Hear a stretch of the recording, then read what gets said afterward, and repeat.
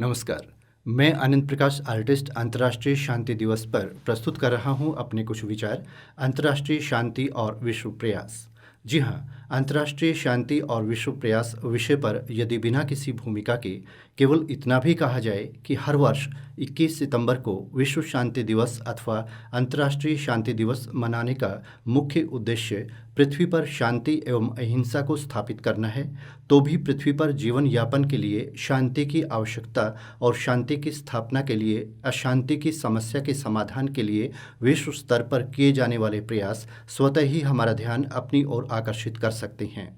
विश्व शांति की दिशा में किए जाने वाले ये प्रयास कुछ ऐसे प्रयास हैं जो हमेशा नहीं तो जब तब समाचारों की सुर्खियां बने रहते हैं और प्रत्येक प्रबुद्ध नागरिक को अंतर्राष्ट्रीय स्तर पर शांति की स्थापना के संदर्भ में सोचने के लिए विवश करते हैं।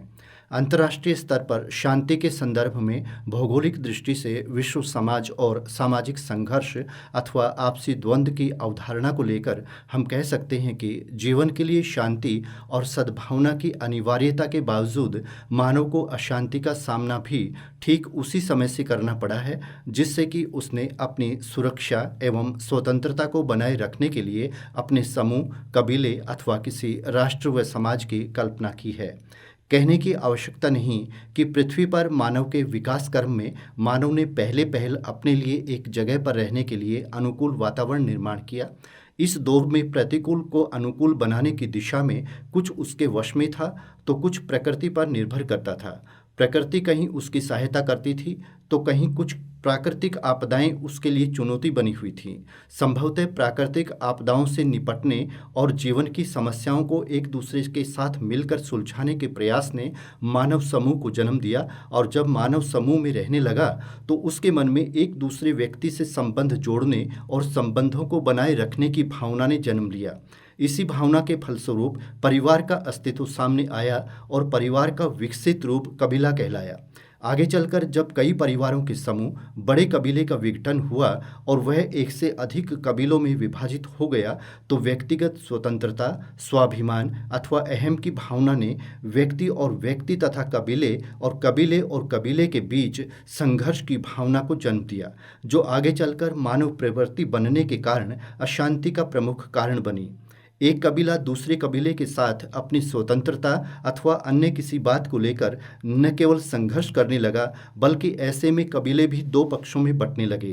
पर क्योंकि मानव जीवन के लिए शांति और सद्भावना को बनाए रखना सबके लिए अनिवार्य था, इसलिए कबीले के सरदार विचार विमर्श करने के लिए आगे आए, सामाजिक शांति के लिए एकजुट हुए और कबीलों के आपसी द्वंद्व को रोका अथवा रोकने के लिए प्रयास किया। इसी परंपरा में जब कबीलों का विस्तार एवं सांस्कृतिक विकास हुआ तो उनका स्वरूप बदलकर विभिन्न राष्ट्र एवं देश सामने आए और सभी देशों के समूह को विश्व कहा गया। तो विश्व में शांति के लिए किए जाने वाले प्रयास विश्व शांति के लिए किए गए प्रयास कहलाए। इतिहास गवाह है कि उत्पत्ति की दृष्टि से एक ही मानव समाज का हिस्सा होने के बावजूद विश्व समाज के विभिन्न कबीलों में अपनी स्वतंत्रता अथवा अन्य किसी बात को लेकर कभी न कभी आपसी द्वंद्व अथवा युद्ध हुआ है, उनमें संघर्ष चला है और इसके चलते केवल उनकी ही नहीं उनके समय के अन्य कबीलों की भी शांति भंग हुई है और देश दुनिया में भय और अशांति का माहौल कायम हुआ है। और कहने की आवश्यकता नहीं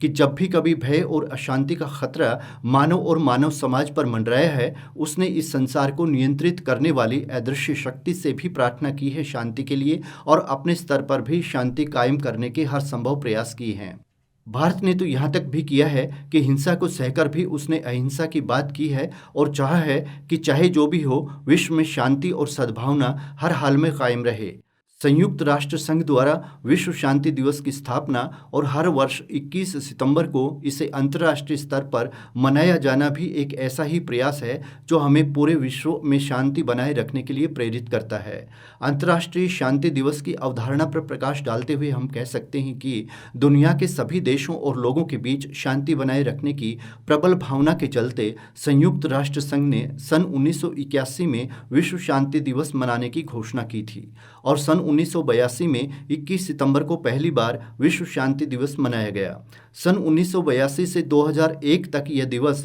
हर वर्ष सितंबर माह के तीसरे मंगलवार को मनाया गया। इसके बाद इसे मनाने के लिए वर्ष के सितंबर माह की 21 तारीख निश्चित की गई और तब से हर वर्ष 21 सितंबर को विश्व शांति दिवस पूरे संसार में मनाया जाता है। वर्ष का थीम चाहे जो भी हो, पर इसका प्रमुख उद्देश्य अहिंसा और संघर्ष विराम का अवलोकन करते हुए शांति के आदर्शों को मजबूत करना ही है।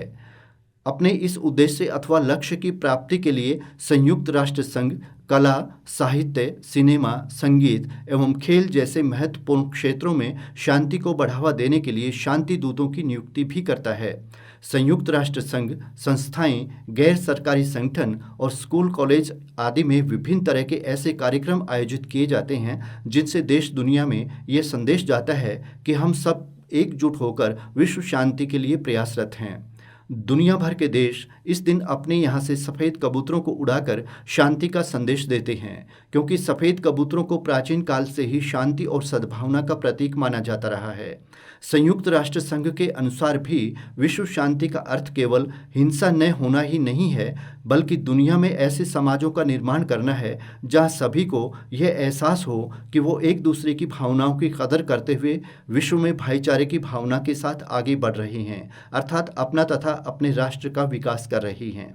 कहने की आवश्यकता नहीं कि विकास की अंधाधुंध दौड़ में व्यक्ति की व्यक्ति से और देश की देश से होड़ ने व्यक्ति और राष्ट्र के सामने कुछ ऐसी चुनौतियां खड़ी कर दी हैं कि उनसे निपटना भी एक चुनौतीपूर्ण कार्य हो गया है। इस तरह की चुनौतियां ही अक्सर अशांति का कारण बनी हैं और बन रही हैं। उदाहरण के तौर पर यदि हम हथियारों की होड़ को ही लें तो संघर्ष के इस दौर में परमाणु खतरा तो आज पूरे विश्व पर मंडरा ही रहा है। साथ ही रक्षा सुरक्षा के लिए उपयोग होने वाली हथियार संस्कृति ने अपना दूसरा रूप भी दिखाया है और रक्षा सुरक्षा के लिए अच्छे से अच्छे हथियार बनाने और रखने तथा उनके उपयोग में सुदृढ़ संचार व्यवस्था के सहयोग के कारण आतंकवाद भी पनपा और फला फूला है।